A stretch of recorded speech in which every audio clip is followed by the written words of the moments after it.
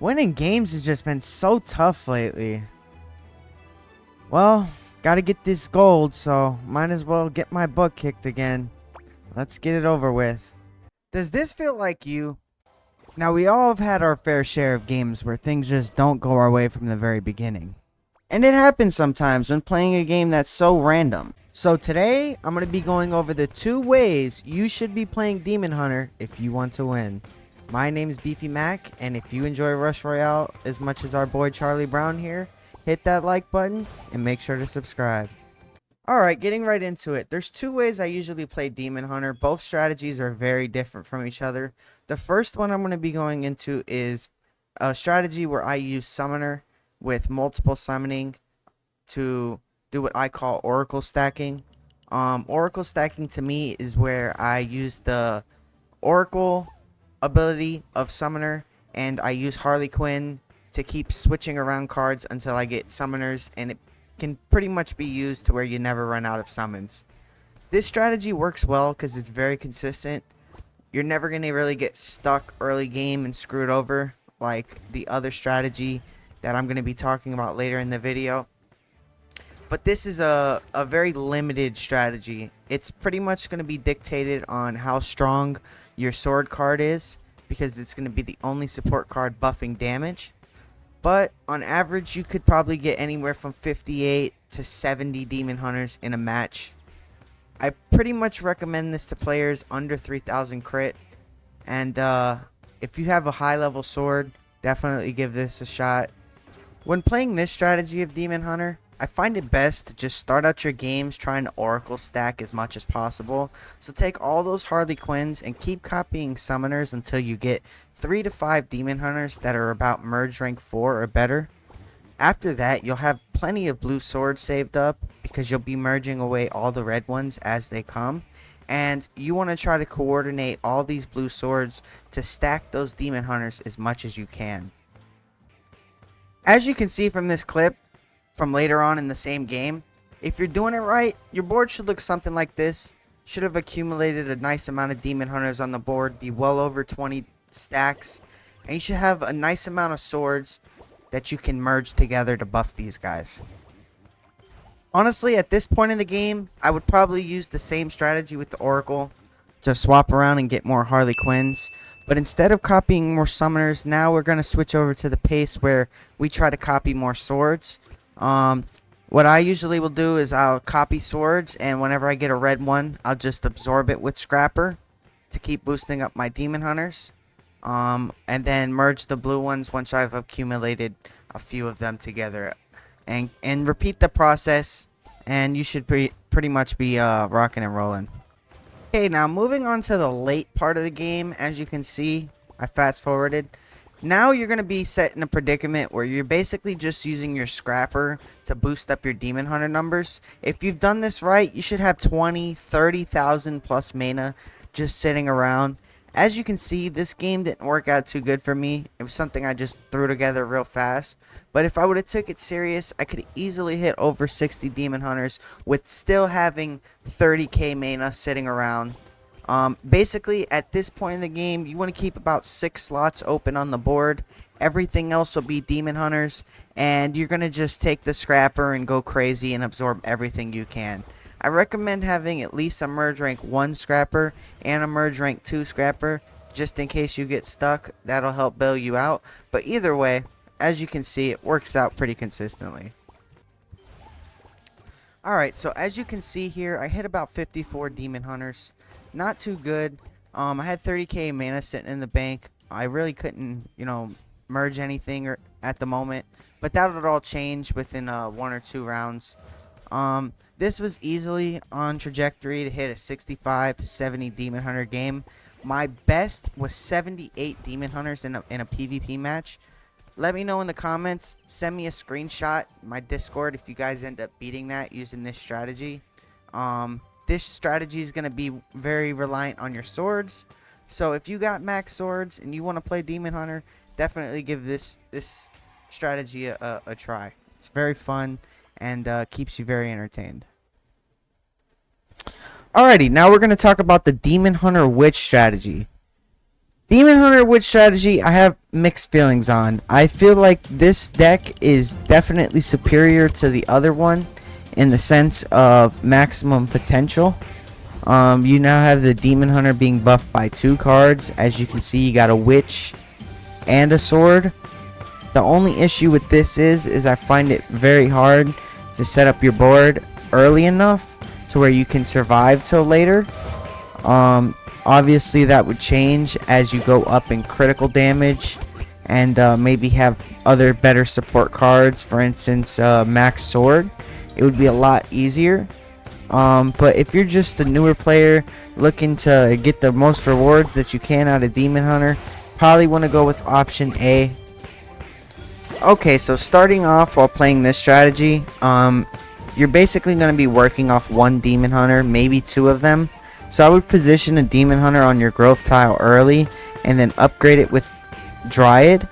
Honestly, whether or not to use Dryad or Scrapper will pretty much depend on how much critical damage you have and if your other support cards are maxed out. Dryad is going to help you get to 40 Demon Hunters quicker or get close to 40 Demon Hunters more consistently. It's also going to allow you to basically choose what Demon Hunter gets upgraded the most, which is nice. But if you have those higher critical damage, I think the real benefit would be using Scrapper, because you could just get an overall higher Demon Hunter ranking later in a game where you just wouldn't be able to get as far with using Dryad. Moving on here, I would probably just at the beginning try to merge as many witches as I can on my merge tiles, and then start saving up all my swords, as you can see I do in this video. Once I have a decent amount of Demon Hunter set up, I'll then merge all those swords and try to buff them evenly. By then I should hopefully have about 10 witch merges. A big thing here is paying attention to your tiles on the board and trying to set these Demon Hunters up on the tiles while also working it out to where they can be boosted by a witch. At the beginning I wouldn't be so much worried about trying to position your witch. Just merge any witch you get, but still try to position the Demon Hunters for later on, where you can easily place those witches to get the best coverage. One tip I'll give people that are using the Demon Hunter, especially while using this strategy, is you can sometimes just hold out on upgrading your Witch and Demon Hunter for a while. The reason why you would want to do this is so it gives you more placements and you get closer to 40 Demon Hunters. There's 2 milestones when playing this card. The first milestone will be hitting 20 Demon Hunters, especially when playing this strategy, and then the second milestone will be hitting the 40 mark. 40 is going to be a little bit harder to obtain, especially when using Dryad, but you have the witches giving you more damage. But at what point does it become worth, rather than having 70 Demon Hunters like the first strategy can get you? Okay, so I've been playing Demon Hunter a while, and I've done a lot of testing and research, and from what I've seen, in my opinion, it's probably not worth using Witch unless you hit level 11. Once you have level 11 Witch, you get its talents where it insta-kills common units, which is honestly amazing. But not only that, comparing to a level 9 Witch, the level 9 Witch will only buff your adjacent units for a maximum of 114% damage.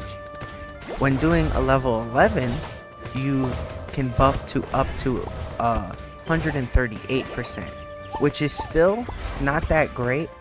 But if you compare that to, let's say you're playing the first strategy with Summoner and you're hitting 60 Demon Hunters, which is a very achievable amount, that would give you an overall damage buff to all the Demon Hunters, not just the neighboring ones from the Witch, of 126%.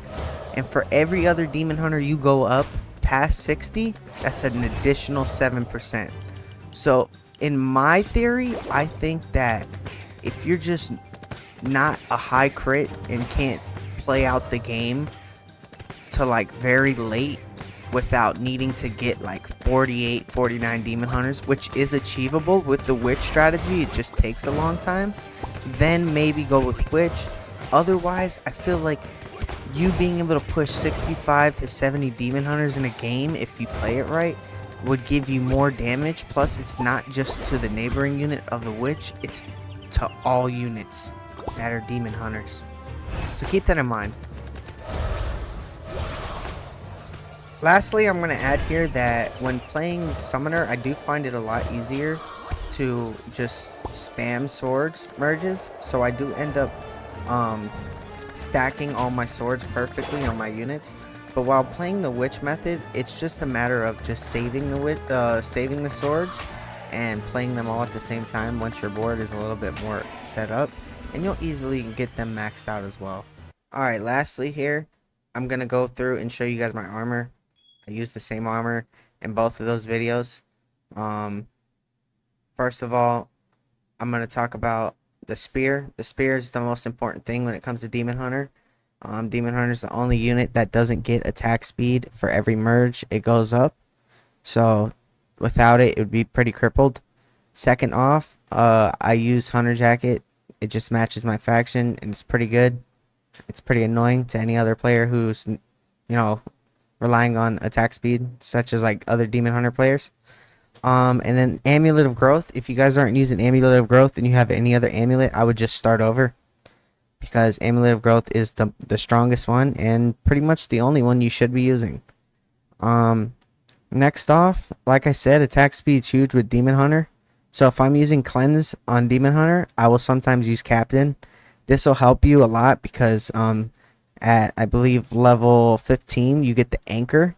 And the Anchor is going to basically give you all the buffs that Captain gives. And he's pretty much on the board all the time, the Anchor, as long as you're placing units. I like it because it gives me 26% more attack speed, which is amazing for Demon Hunter. And it gives a nice little 13% more damage buff. So it's like, how I explain it is like making the Demon Hunter go into monk mode. is kind of how I explain it. But yeah, it works pretty nice. Otherwise, just use Mermaid unless you have like level 15 Mari. And if you have Zeus, then I guess it's a no-brainer. Comparing Captain to Gadget here, honestly, I don't even think Gadget would be worth using until she's like level 10 at least for the critical damage. Otherwise, Captain is just like superior. Anyways, moving on. If you guys want to see new videos like this, let me know. Hit the like button and let me know in the comments how many Demon Hunters you guys can hit with your deck.